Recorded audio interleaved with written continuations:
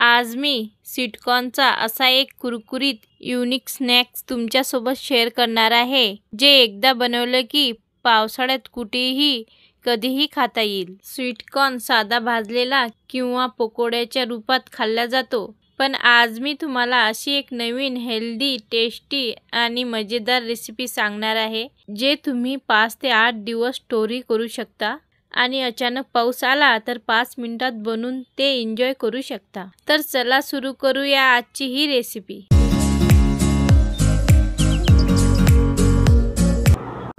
नमस्कार, मी Seema's recipe and लाईफस्टाईलमध्ये तुम्हा सर्वांचं मनापासून खूप खूप स्वागत करते।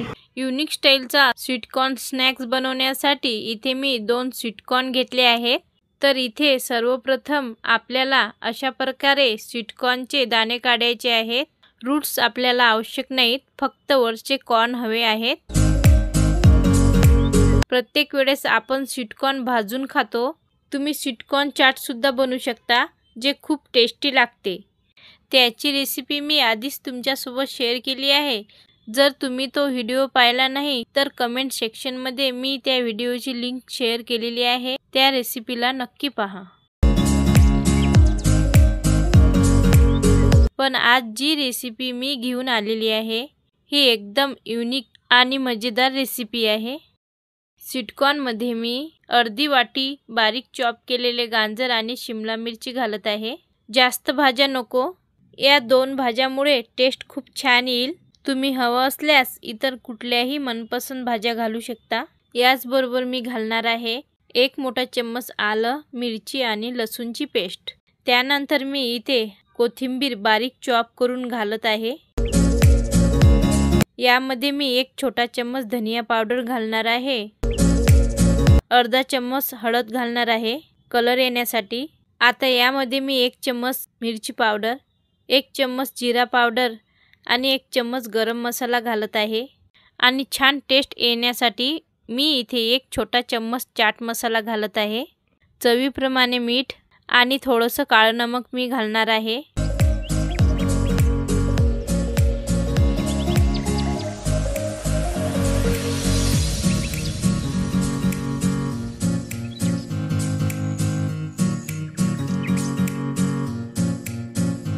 या रेसिपीला कुरकुरीत आणि टेस्टी बनवण्यासाठी इथे मी अर्धी वाटी बेसन घालत आहे। जास्त बेसन नको। या रेसिपीची खास गोष्ट अशी आहे की हे कलरफुल आणि खूप स्वादिष्ट होईल आणि हे इतके छान बनते की पावसाळ्यात तुम्ही अनेक वेळा हे बनवून खासाल। हे क्रिस्पी आणि टेस्टी बनवण्यासाठी मी यामध्ये 3 चम्मच कॉर्नफ्लॉवर घालत आहे।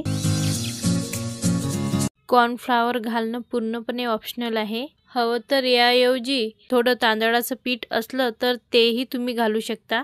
हे घातल्यामुळे नाश्ता खूप क्रिस्पी बनेल आणि खूप दिवस तुम्ही हे स्टोर करू शकाल। मग जेव्हा मनाला आवडेल किंवा अचानक पाऊस पडेल तेव्हा तुम्ही हे टेस्टी स्नॅक्स एन्जॉय करू शकता।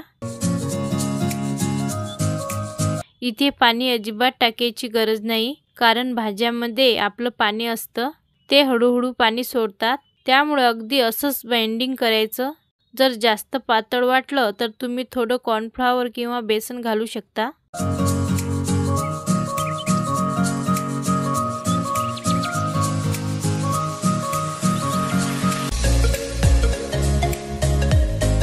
हाताला थोडं तेल लावून ग्रीस करायचं आणि मग छोटे छोटे गोळे घेऊन कटलेट तयार करायचे आहे।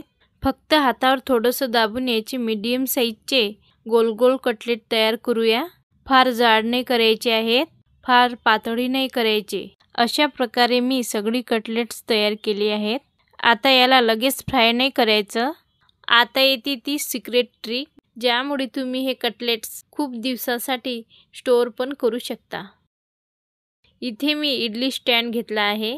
थोडं तेल घालून मी साच्यांना ग्रीस करून घेत आहे। स्टीम केल्यामुळे तुमचे कटलेट्स खूप हेल्दी आणि टेस्टी होतील। स्टीमिंग केल्यामुळे तुम्हाला 2 फायदे होतात। एक, तुम्ही त्यांना 8 दिवसासाठी स्टोर करू शकता आणि दुसरा फायदा हे की तुम्ही कमी तेलात तयार करू शकता। आता हे तयार केलेले कॉर्न कटलेट्स इडली स्टँडमध्ये इथे असे ठेवून द्यायचे आहे।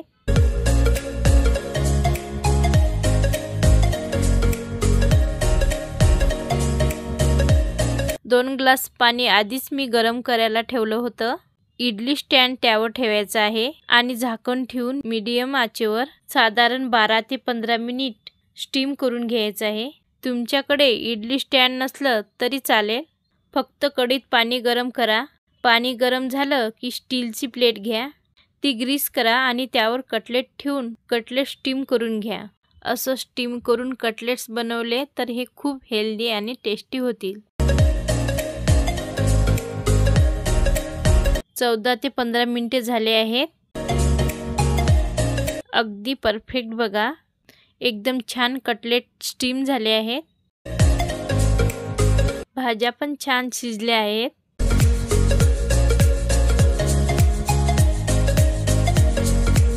आता हे थोडं थंड होऊ द्या आणि आपल्याला हे कटलेट्स बाहेर काढून घ्यायचे आहेत.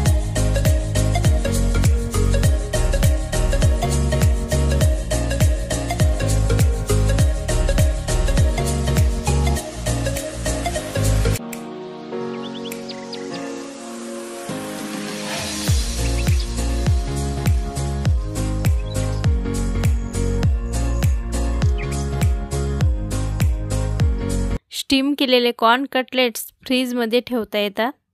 तुम्ही या कटलेट्सला एअरटाईट बॉक्समध्ये ठेवून फ्रीजमध्ये ठेवू शकता. ते 8 दिवस टिकतील, एकदम खराब होणार नाहीत आणि जर अचानक पाऊस आला तर 5 मिनिटात गरम गरम कटलेट्स बनवून खाता येतील. इथे मी तेल मध्यम आचेवर गरम केलेले आहे. मी हे कटलेट शॅलो फ्राय करत आहे, त्यामुळे तेल फार कमी लागेल आणि हे तेलसुद्धा शोषून घेतलं जाणार नाही, कारण कटलेट आधीच शिजलेले आहेत. मी मध्यम आचेवर असं कटलेट ठेवून दोन्ही बाजूनी हलक्या सोनेरी कुरकुरीत होईपर्यंत फ्राय करून घेत आहे.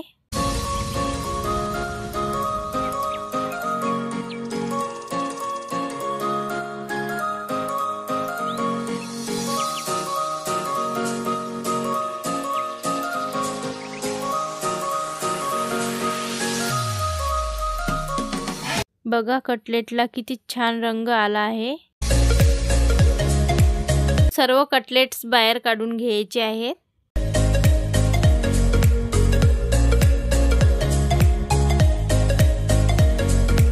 आता मी गरम गरम कटलेट्स टोमॅटो केचप सोबत सर्व करून घेत आहे. हे कॉर्न कटलेट्स तयार झाले आहेत. बघा किती सुंदर कलर आला आहे आणि कुरकुरीत दिसत आहे आणि चवीला तर हे अप्रतिम लागतात. ही रेसिपी बनवून पावसाळा नक्की एन्जॉय करा. तर तुम्ही हे 8 दिवस स्टोअर करू शकता. हवे असतानाच फ्राय करा. ही रेसिपी पावसाळ्यासाठी परफेक्ट, खूप हेल्दी आणि टेस्टी रेसिपी आहे.